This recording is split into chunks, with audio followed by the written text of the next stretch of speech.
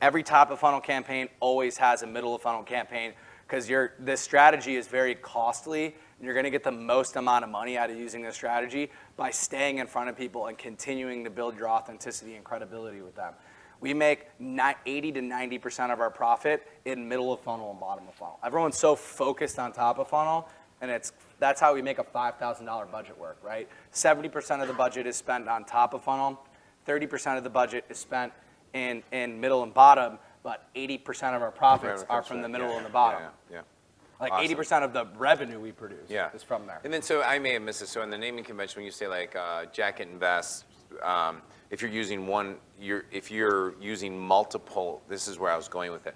If you're using multiple influencers to promote Jacket Invest and you have different interests. So the influencers are labeled at the ad level. So the influencers have nothing to do with the campaign. Got it. That's where I was going. Or the ad set. We just put like the ad set is like bull riding interest. Ad set 2 might be rodeo. Ad set 3 might be farming. Ad set 4 might be ranching. Ad set 5 might be like cattle ranching. Whatever it is, like all the different interests that we can identify in the Facebook ads platform. The funny thing is about this strategy is that everyone talks about like lookalikes, and like probably, we rarely ever use lookalikes because we don't know what the interests are inside of those lookalikes.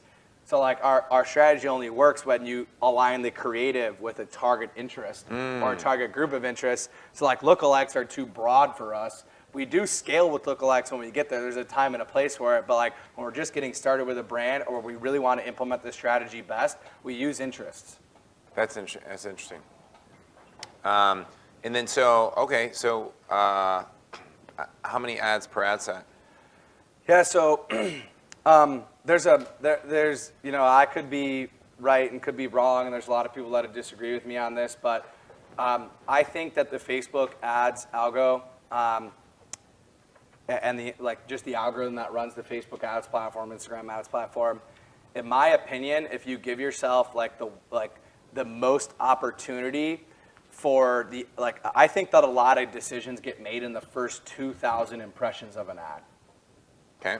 So the reason why I think this strategy works so well is because the lifestyle photo stops people in their timeline, and our click-through rate is like, if we don't have a 2 to 3% click-through rate, we're pretty disappointed.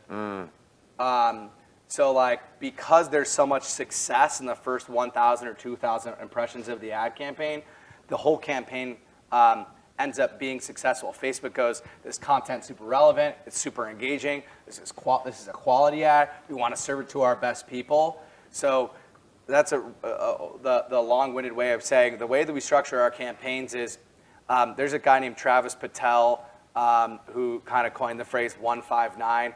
One campaign with one ad set duplicated 5 times. So it's 5 identical ad sets, and then 3 ads duplicated 3 times for a total of 9 ads per ad set. So 159. Yeah. Okay.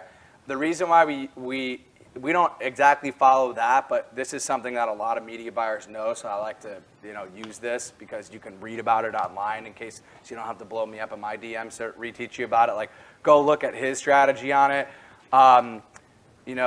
It's P-A-T-E-L-L-E. It's not like Patel, like the Indian surname.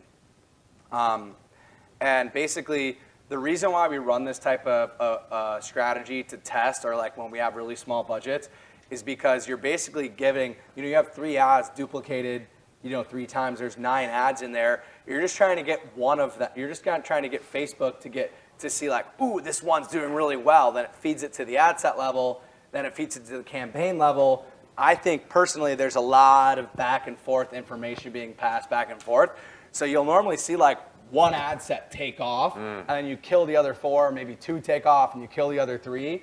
And then you're able to basically 10% per day is like the small way to scale it, and then you'll kill the ads that aren't performing well. So you're basically giving yourself, you're shooting really wide and letting Facebook decide what it likes, and then we kill the stuff that doesn't work and leave that stuff on.